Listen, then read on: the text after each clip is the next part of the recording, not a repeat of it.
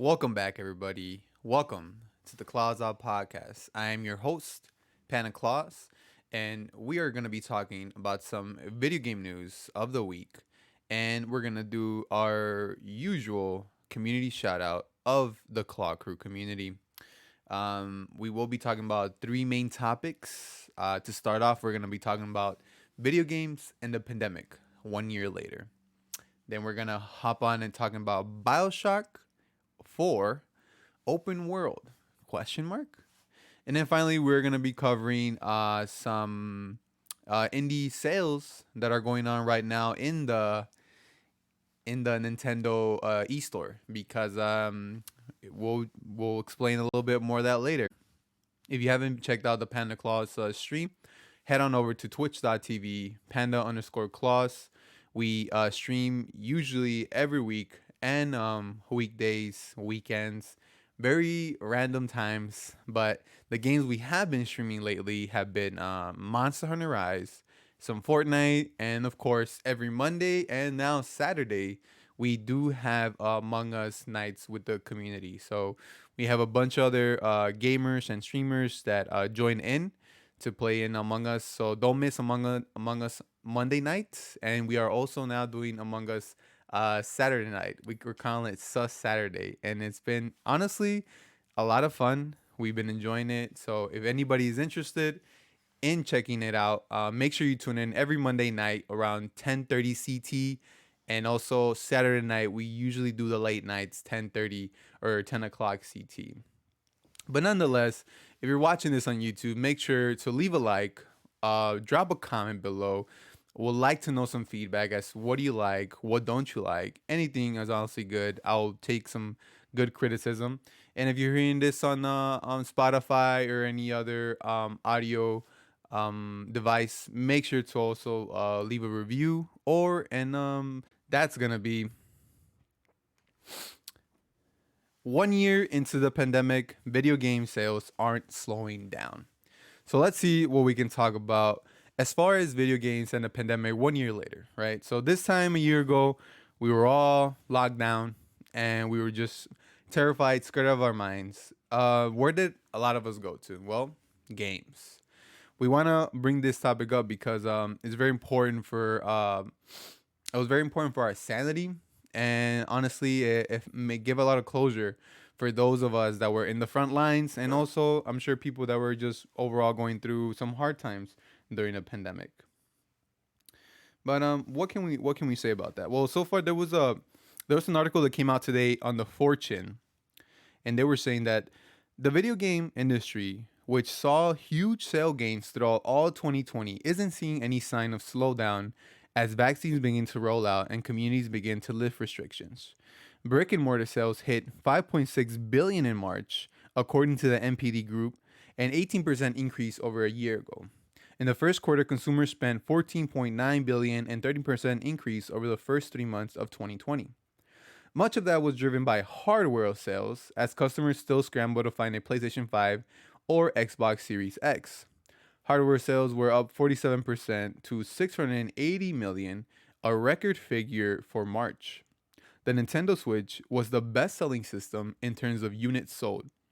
Sony PS5 made the most in dollars spent. Year to date, hardware spending has totaled 1.4 billion, an increase of 81% compared to a year ago. So, 1.4 billion increase of what we have seen in game sales. So without a doubt, a lot of us, including myself, really fell back into games or started picking up games, right? And that's something that I really wanted to talk about. And I think it's really important to appreciate the fact that video games have brought together so many people, and they've also helped us meet all kinds of people from different places. May it be through games like we had Animal Crossing, which obviously was like the big game of the pandemic, and many in the community here in the Clock Crew have definitely spoken about how much they were into it, how they were trying to get all them bells, trying to sell them turnips, And it was honestly a lot of fun to see that during all that time that people were into Animal Crossing, and even myself, I started streaming because I loved Animal Crossing, and I still do. I just felt like I'm at a point where I'm like, man, I hate going back to that land because I know it's a mess and I don't want to do anything about it. But man, Animal Crossing was the vibe, and I asked around earlier to see what else people were playing during the pandemic. We got a lot of answers. Some of them were Undertale. Some people said that they were playing Fortnite and Minecraft. Turtle Man said. So I feel like everybody was really enjoying themselves during these very rough times physically, but we had a place where we could go enjoy ourselves without having to put our life at risk, without having to deal with all these restrictions and obviously safety measures put into place. And me personally, just as I was working, well, I still am a FedEx employee. I was delivering right to the hospital. So, man, the things I saw and the things I had to deal with every day, they were really tough. And not to say that I would run home and like, oh yes, video game was like my vice to like, oh man, I can't wait to go home. I did feel that way, but I also felt a kind of comfort because when I got home, not only did I greet my lovely family, but I also was able to, enjoy with them and enjoy with others the same thing that everybody was going through. So I think video games really helped so many people keep their sanity throughout the pandemic. And even today, I think that the games industry will never go back to a point where people thought that oh I'm too old to play games. No, no, no. If anything, I feel like now everybody is interested in games, right? Because the way media has worked, and obviously the numbers don't lie, the way just consoles are being sold, people are still trying to get a PS5, still trying to get an Xbox, and whenever the next Switch comes out, Nintendo, we know that people are gonna be in line or they're gonna be ordering that new Switch Pro. So I just thought it was really interesting to see where we were at 1 year into the pandemic and video games. And obviously, the pandemic is improving, you could say, to some. We hope to be out of it, sometime in the future. But for now, we still get to enjoy the community that we're a part in. May it be in Animal Crossing, may it be like myself, all the amazing people I've met through Monster Hunter and Fortnite. So honestly, video games are a great part of life. And just overall, don't feel alone. Don't feel like you're the only one. Clearly, we see the numbers don't lie. A lot of people out there with PS5s, Xbox, Nintendo. Just gotta find them and you gotta meet them. So that was my topic as far as video games and the pandemic. So we're actually gonna go and hop into our next topic of conversation. This one was pretty interesting. I didn't even think about this, or I saw this pop up, and it's Bioshock 4, right? Quote, Bioshock 4 will be an open world game, a job advert has suggested. This comes from an article from the VGC. Bioshock 4 will be an open world game according to a job listing for a position at development studio Cloud Chamber. One of the 17 openings currently available at the studio is for a senior writer who will be charged with helping bring the world of Bioshock to life again. The job advert spotted, we're hoping to find someone who can weave impactful character driven stories in an open world setting. Okay, that's what gave it away. While the first two games in the series took place in underwater city of Rapture, and the third in the floating city of Columbia, a job advert spotted in August 2020 suggested Bioshock 4 will take place in a new fantastical world. I was really surprised to see the fact that this is going to be an open world, and people are even talking about it. Job listings come up all the time. If you don't know, Bioshock is an old game. Probably came out 2003, 2004, if I'm not mistaken, and it took everybody by storm of the great storytelling. One of the classics, you would say, and overall just crazy atmosphere, gameplay, and now what is it now? Well, almost like 17, 16, 18 years later, we might get Bioshock 4, which is really exciting and open world. Every game now has to be open world. So my thoughts on this is that it's great. We definitely need a new Bioshock, and it's gonna be really cool to see that it's open world. Um, and like Pikachu says in the chat, I'm not too surprised as the latest Bioshock was close to open world. So, and pretty much every other game you see nowadays, that's the way the game industry is really pushing.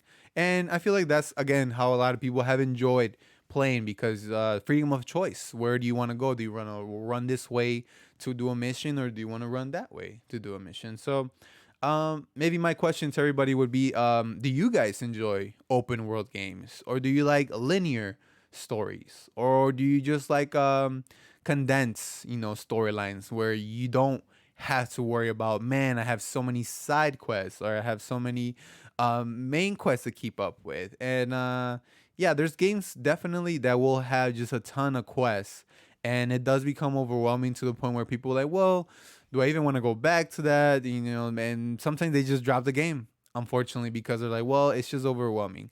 But with Bioshock 4, I have no clue when this will be developed, what we're gonna see, but it's exciting to see what we'll get another title of Bioshock in general. So I found that really interesting to pop up, and exciting overall for any Bioshock. Now hop on to the last bit of news, which is the Indie World sale. If you guys didn't know, Nintendo Direct had a Indie World Direct this week, and they dropped a whole bunch of different games that are coming out soon next year. A lot of titles I noticed are coming out next year, which was a bummer. And again, understandable with the conditions everybody has been facing right now. Games development has been backed up, and we don't want to get um, half done games and just overall poor quality, because we saw that with previous titles that came out and recent titles, and honestly it leaves a really sour taste in the mouth of a lot of people that are looking forward to these games. So Indie World Game Showcase dropped a bunch of new titles coming in. Like, if you didn't check it out, make sure they have another video covering that. We had TMNT Shredder's Revenge, we had Skull the Hero Slayer, and we had Road 96, which seemed like a interesting story game, and really some great games. I mentioned that it was a game there for everybody, so you won't be missing out if you go ahead and check that out. But we have sales right now on Little Nightmares, which I think was like $8 or $6, really cheap. Golf Story, Cuphead, Hades, and Streamworld Quest, and along with a bunch of other indies, which will be a great deal. If you know, the Nintendo Switch is really a big indie machine as well. Like, people are playing all kinds of indie titles on there because they're fun, they're short, and they're simple. So make sure to check them out. Oh, and they're very cheap. Again, this sale is running, I think, for a good week or two. So go ahead and check out the Indie World sale. I was browsing for some titles myself. I didn't find anything mind blowing that I really wanted. I did see a demo. Another thing, like, if you want to check out a demo, there's demos available. I downloaded this demo for the wifey called Cake Bash, and actually was a little fun game. We ended up saying that we weren't gonna buy it because the demo was enough for us, and sometimes that's just it. You don't really want to buy the game. You just want to try it out. Maybe it's for you, maybe it's not. And it was a fun game. It just didn't feel like it was gonna be a game we play in the long run. So yeah, I think there's gonna be an indie there for everybody. Make sure you check that out. We have Pikachu suggesting Loop Hero. I recommend, super simple but super fun. Okay, okay. Thank you, Pikachu. And that's gonna be it, everybody. We're actually wrapping up this one pretty quickly with a honestly kind of a slow news week as far as games. I don't think there was a lot going on. There were some drops announcements today, like PS5 hardware update. There was the PS5. Actually, the hardware update wasn't as great.